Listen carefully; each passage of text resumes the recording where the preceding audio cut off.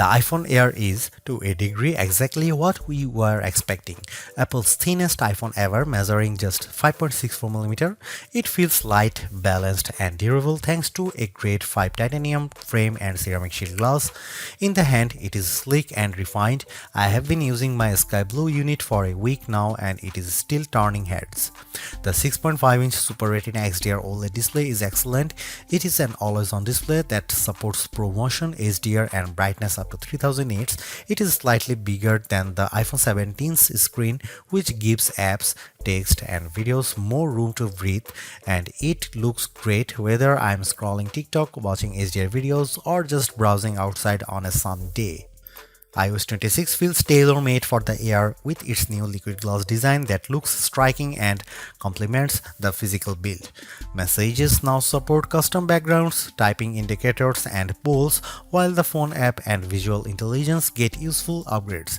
And while Siri's full AI overhaul isn't here yet, Apple Intelligence features are starting to appear.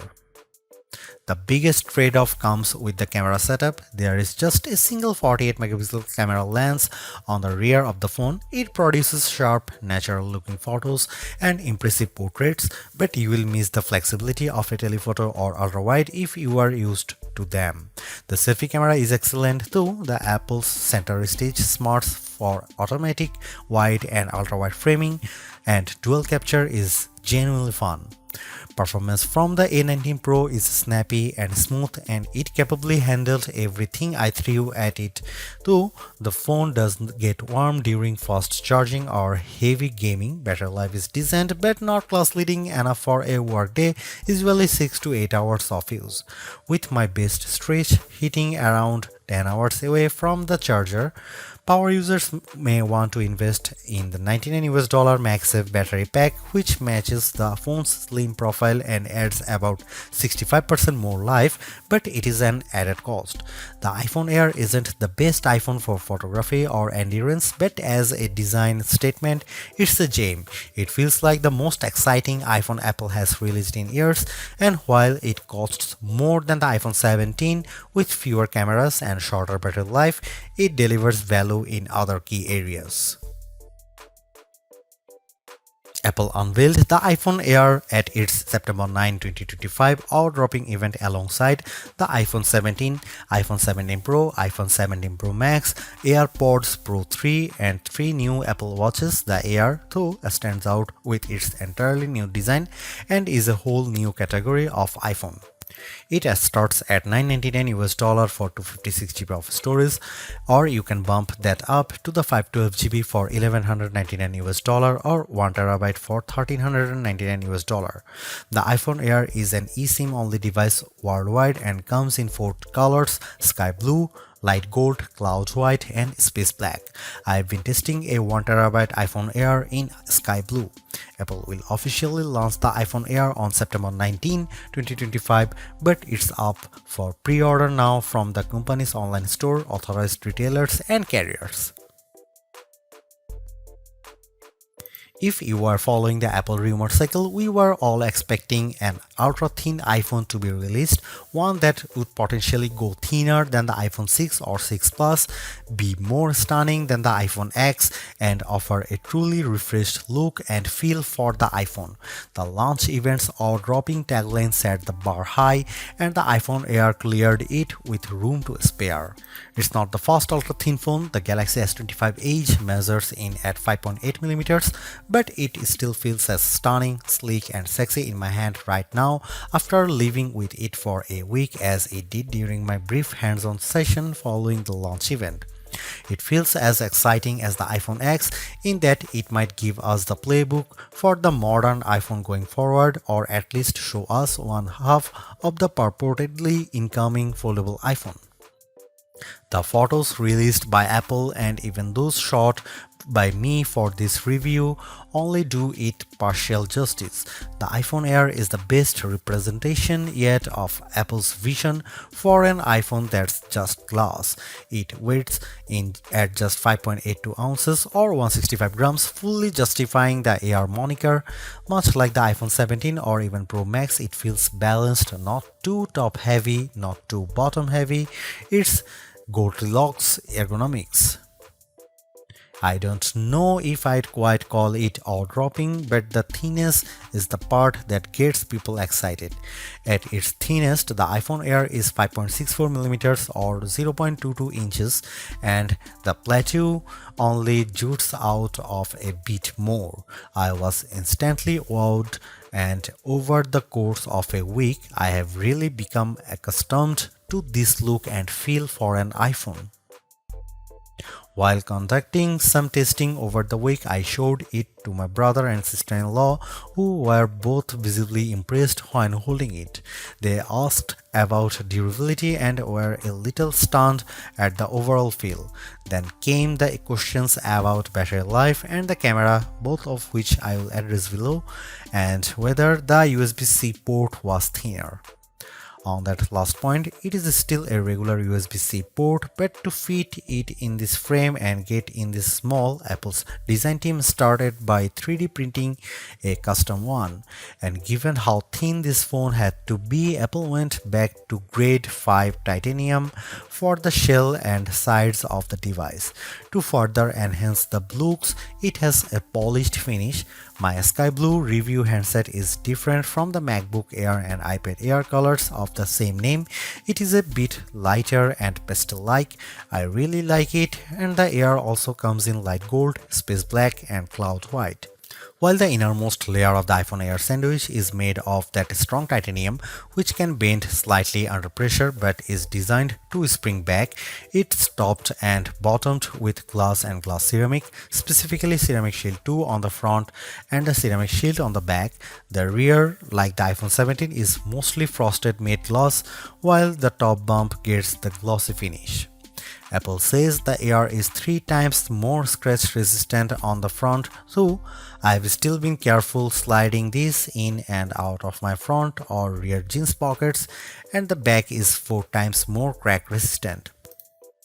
It also has the same IP68 rating for resistance to dust and water as the iPhone 17, 17 Pro and 17 Pro Max.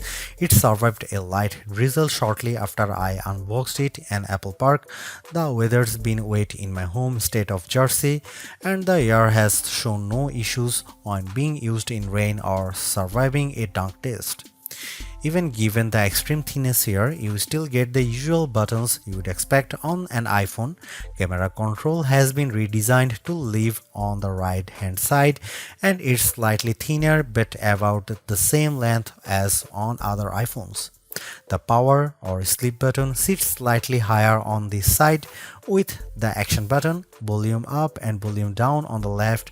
The main mono speaker lives at the top of some microphones, and there are 2 other microphones either side of the USB-C port on the bottom. This design does, as mentioned, only leave room for a single camera and likely a smaller battery inside, but Apple has also dropped the SIM card slot worldwide and opted for eSIM to save some space. The iPhone Air is stunning, attracts a lot of admiring glances, and feels like biggest refresh in iPhone design we have seen in a while. Yes, it's the same key parts, just compressed, but in use it feels like the perfect showcase for iOS 26. If you are after Apple's best design this year, I think it is clearly the iPhone Air. For $999 US, it would be a little mean for Apple not to include promotion or always-on functionality here, and the iPhone Air supports both.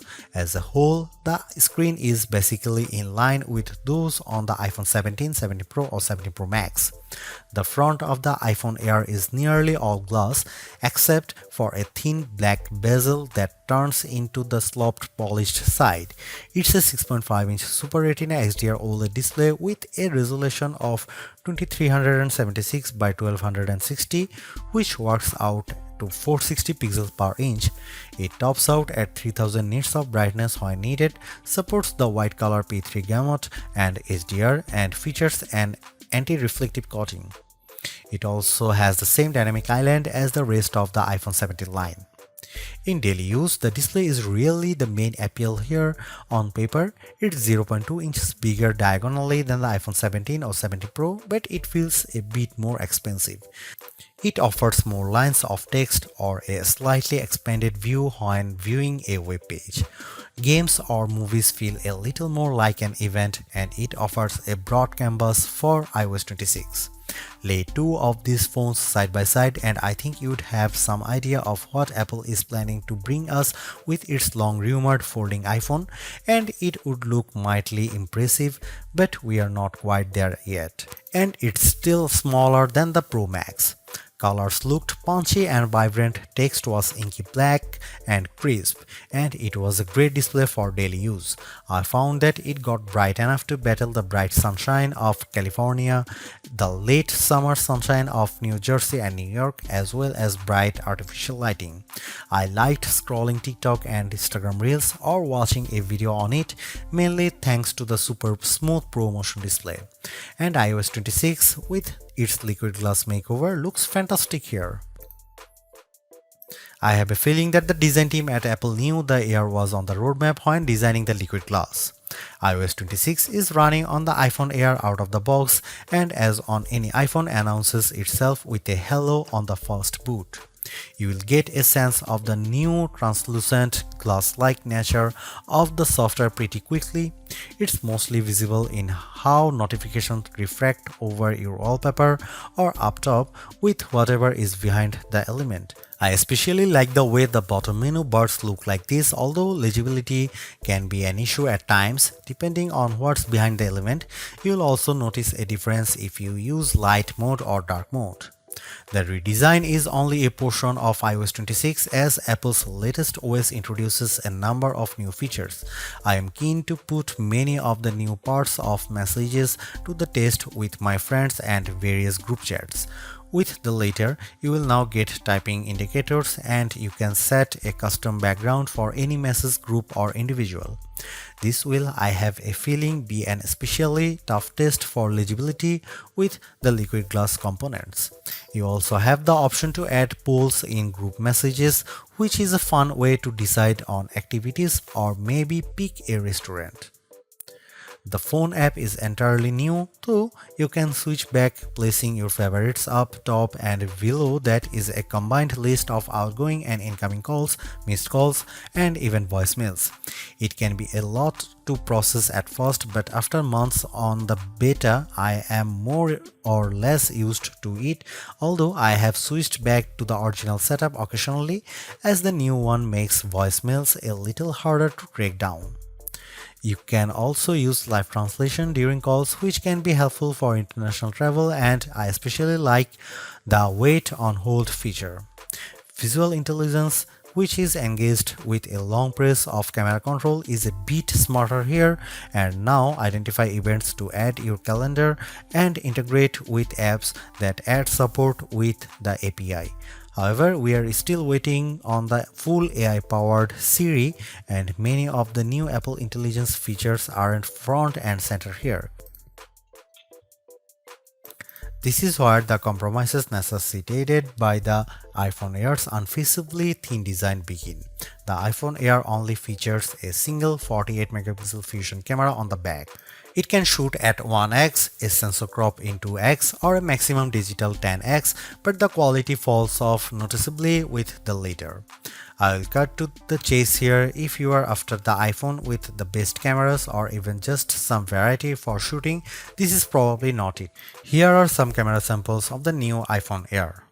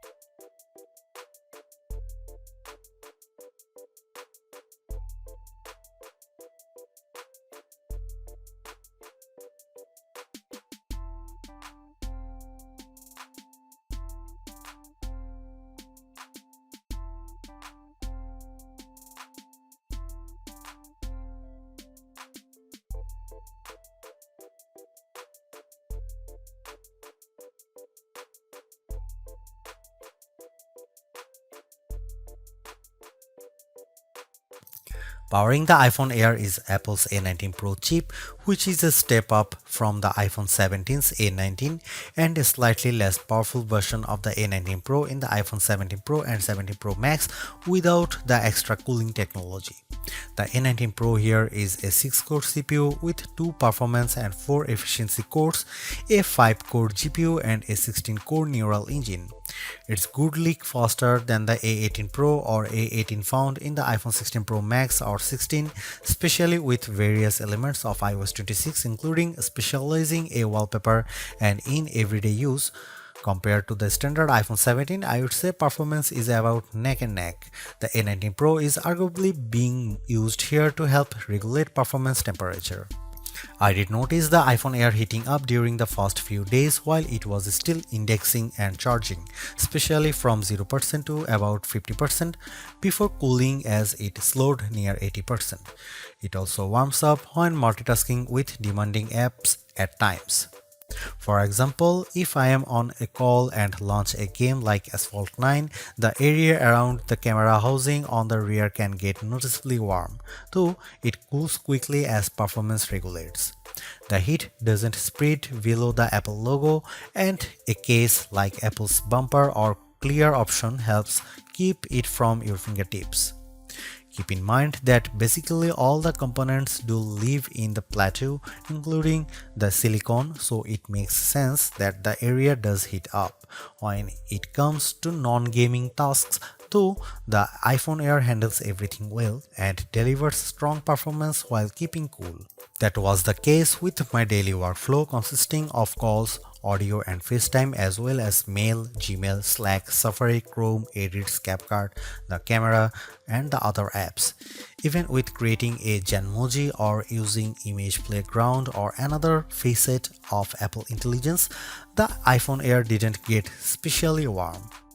In terms of quantitative testing, the iPhone Air scored slightly higher than the iPhone 17 on Geekbench 6.5 at 3723 on single core and 9665 on multi-core. That's in line with smartphones at this price range, so as we noted in our Galaxy S25 Edge review, that phone has a thermal solution for keeping things cool.